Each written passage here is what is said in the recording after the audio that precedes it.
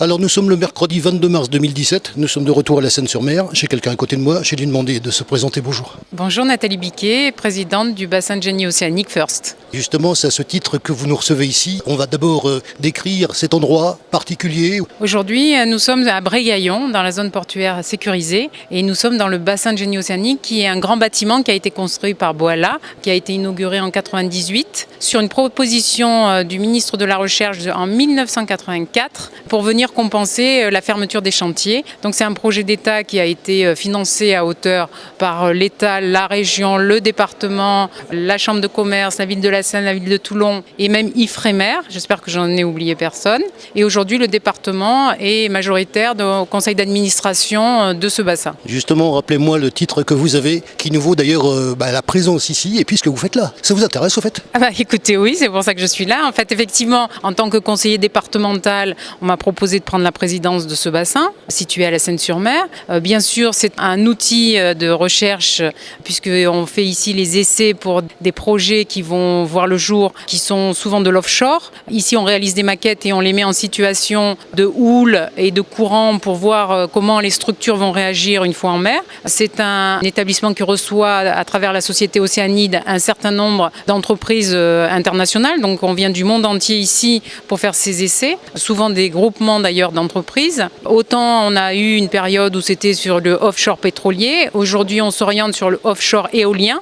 C'est l'objet de la présentation ce matin, parce qu'aujourd'hui, mais de la même manière, on pose des éoliennes, mais qui sont ancrées au sol. Et c'est vrai qu'avec les profondeurs, on étudie tous les mouvements de structure, toute l'érosion. Et c'est vrai qu'aujourd'hui, c'est une nouvelle solution pour pouvoir mettre les éoliennes plus loin en mer, puisqu'on n'est pas lié à la profondeur de l'eau. Mais c'est vrai que ça se raccroche à la COP21. C'est l'émergence des nouvelles technologies pour la production d'énergie propre. Donc ça correspond tout à fait à l'ère du temps, au financement de l'ADEME, puisque ce projet est financé par l'ADEME notamment. Et c'est une volonté nationale et internationale d'aller vers ces énergies propres. Les sociétés et les personnes qui nous ont reçus ici, d'ailleurs ça m'a valu une interview et puis une présentation. Au niveau de la présentation et au niveau des personnes qui sont intervenues et de leur société. Ici, donc, le locataire de ce bassin de génie océanique, le bassin s'appelle FIRST, c'est la société qui exploite aujourd'hui, c'est Océanide.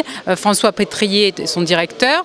Nous avions Monsieur Michel, qui était un des premiers directeurs de la société, qui lui-même est dans la société qui présente aujourd'hui ce projet d'éolienne en mer. Et c'est lui qui a présenté au début? Non, c'est pas celui qui a présenté au début. Ça, c'est le nouveau directeur adjoint de la société. Et puis, nous avons une deuxième personne qui était précédemment à Océanide et qui est, 40 ans après, vient présenter ce projet ici dans le bassin. Donc, c'est un peu la boucle est bouclée. Il a travaillé avec le premier président à mettre en place Océanide dans ce bassin. Entre la prévision d'ouvrir cette structure en 84 et l'inauguration en 98, c'est quand même passé 14 ans où ça a été quand même quelques atermoiements entre ce qu'on fait de cette structure. Il fallait trouver la société et les compétences, notamment en termes de technologie, pour pouvoir l'exploiter. Donc ça a été un très long chemin et il a été dans les premiers à batailler et à monter cette société Océanide pour pouvoir exploiter ce bassin. L'essai qu'il y a eu aujourd'hui, on en parle? L'essai qu'il y a eu aujourd'hui, alors ce qui est intéressant, c'est que c'est une société qui vient présenter ce prototype